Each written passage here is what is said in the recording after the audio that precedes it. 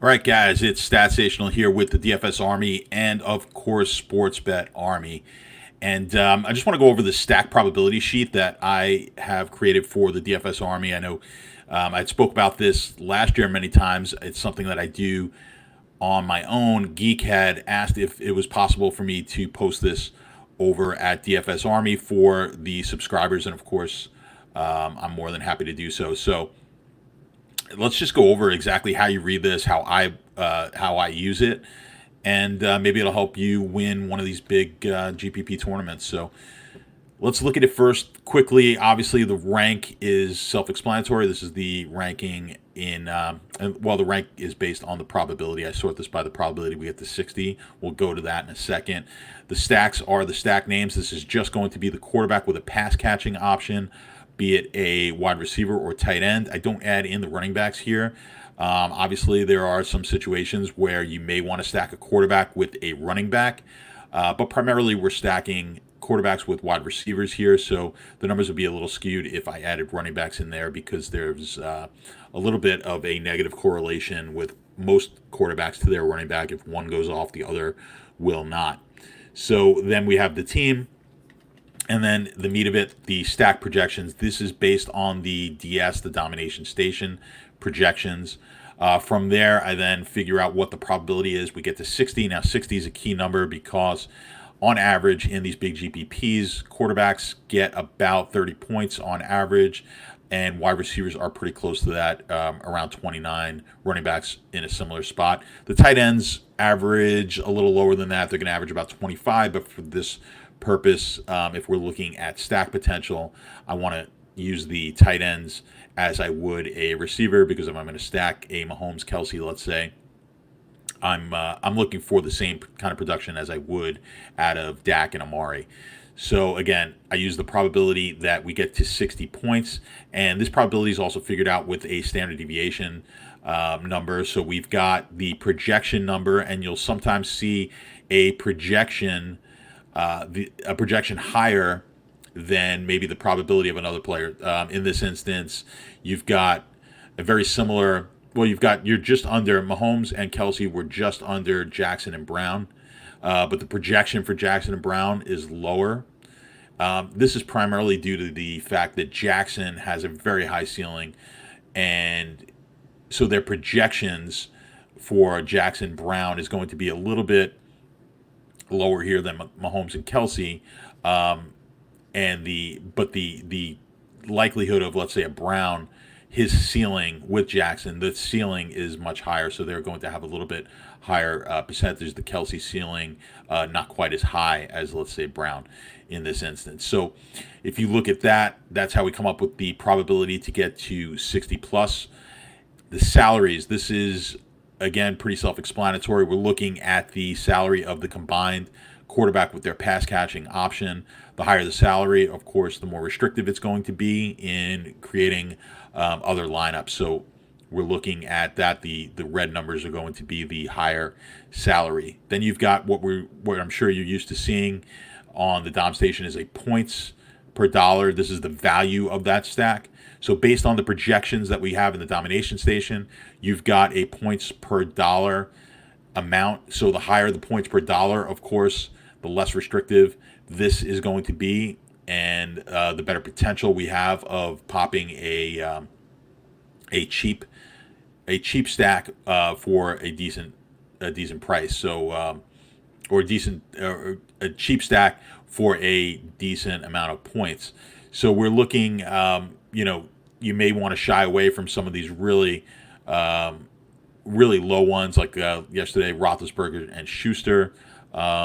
Just at 252 was pretty low down there, but you had stacks like Jones and Slayton. This is from yesterday's. This is week 5 of 2020, which is yesterday when I am recording this right now. So I do have the luxury of knowing exactly what these stacks did. But like you see, we've got the Jones Slayton was a pretty high value. You had Watson Cooks, which wound up being one of the best stacks of the day, was a pretty good value. So you're going to be looking at this value category, this points per dollar, And then the other category or the other column that I want you to look at is percent not quarterback. This may be sound a little confusing. It's really not. All we're doing here is taking the percentage of the pass catching option and what percentage of the overall stack do they account for. So the higher the number here, the more the pass catcher accounts for that stack, and of course the lower the number, the more the quarterback accounts for that stack. So when you see a really low number here, 18.2%, that's Lamar Jackson and Willie Snead. We know that Lamar is going to be the bulk of that stack, not necessarily Snead. So it may not be a stack that you feel obligated to play, even though it's got a fairly high number. It's one of the top 23 stacks listed here. So on the flip side of that, the 49.7 here that you see from Mullins and Kittle, what that's saying is we've almost got 50-50 projections. And of course, Mullins didn't wind up not playing. It just wound up being a Garoppolo game. But the projections on Mullen Kittle wound up about 50-50. So we've got a bulk of that number is coming from the pass catching option. So in this case, you may want to use those types of pass catchers on their own, or as the other side if it's a good game stack, maybe on the other side with the other quarterback. Just trying to look here. So you've got like a Carr Waller where it's pretty high percentage, 47.3%. You may want to have used Waller, and then if we go back up here, if you like the Mahomes Hill or Mahomes Kelsey, obviously Waller is your best your best pass catching option coming back.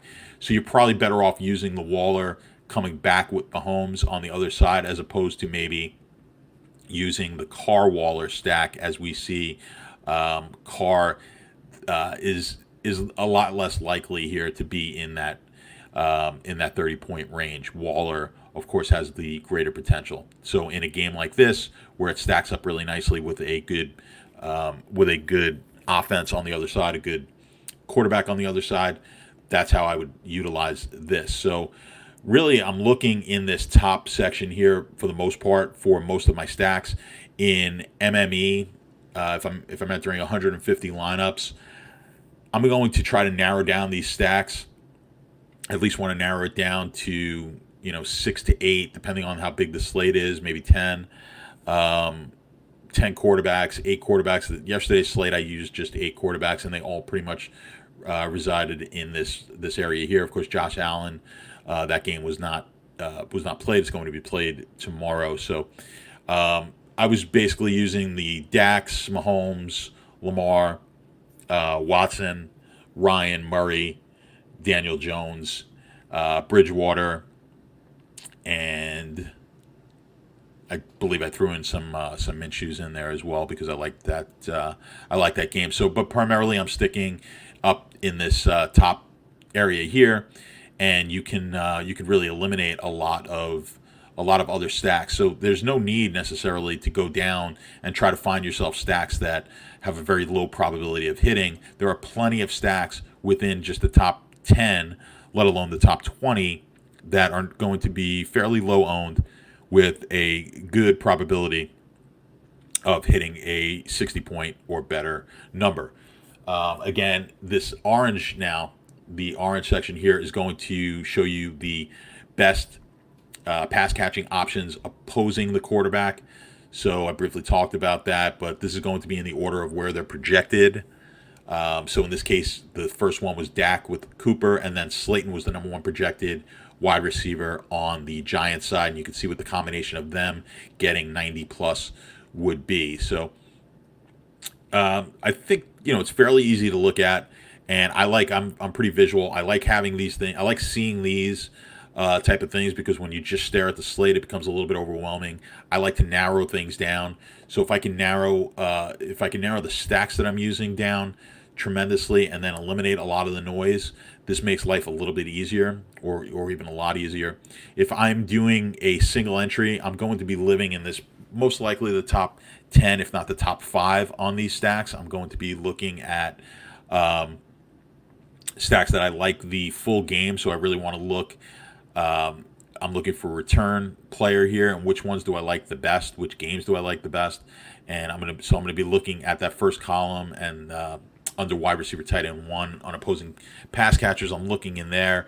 The Cooper Slayton, Mahomes Hill, and Waller. Those stacks. The if you want Jones, Slayton, and Cooper, those are going to be the big stacks on the day. But any of these that are going to be in, let's say, the top, that 10% and more, and depending on what the slate looks like, may even be 15% or more, you're going to want to live there, especially for a single entry. Three max, I would do something very similar. I would take either the stack. I would just use the same stack and maybe switch up the opponent pass catcher to go with it. So if I really like the Mahomes Kelsey stack, perhaps I do it with Waller and Renfro, or I just really like Mahomes. I want to do Waller with all my Mahomes, but I want to switch. I want to do a Mahomes Hill, a Mahomes Kelsey, and perhaps a Mahomes Watkins, but I'm going to do all of those with Waller. That's a possibility as well. So this is going to give you a good idea on how to do that. I like to narrow it down as much as I possibly can, and then hope that I could get the right combos of the other players to pop something big in a GPP. If I was doing a 20 max, I would do something similar. I would just narrow this down to maybe 4 or 5 stacks. Again, if you like the Mahomes, do the same thing. Mahomes Hill or Mahomes Kelsey. I might do Mahomes Hill Waller, Mahomes Kelsey Waller. Maybe I wouldn't use the Watkins, and maybe I like Murray, Hopkins, Crowder, and I like Watson, Fuller, Chark, and I like Cooper. Dak, Cooper, Slayton, whatever it is. I'm gonna try to narrow it down to maybe 3 or 4 quarterbacks, and then maybe change the stacks a little bit. And then what I'll do is key 1 or 2 running backs, and or what I might do is just force 1 or 2 running backs, one of 2 running backs in each lineup. So I might either just key one running back that I like and then have them in every lineup, or maybe I've got 2 or 3 and I want to make sure at least one of those is in every single lineup. If not, maybe if you like 3 or 4 running backs, then you want 2 of them in every single lineup, and then kind of narrow it down from there. So to me, it's a process of elimination, and this helps me with that elimination. I can eliminate a lot of the noise, a lot of stacks that are very low probability that I don't really want a part of. I want to stick with the high probability stacks. We can differentiate in plenty of different ways. Just these top 20 stacks are not going to be, some of these stacks are just not going to be very high owned, and you're plenty differentiated there. So you can go ahead and take the high owned running back and still have plenty of differentiation. You are not going to have a duplicate lineup, and you'll have a situation where if your stack pops, you're in a really good shape for a high cash. So if you have any questions on this, of course, hit me up over in the Slack chat with the DFS Army or the Sports Bet Army Slack. Sometimes I don't see direct messages, so do not think you are disturbing me if you hit me up a couple of times and if I don't answer the first time. So feel free to ask me any questions you may have. Always happy to help, and hopefully this helps you guys make a little bit of money.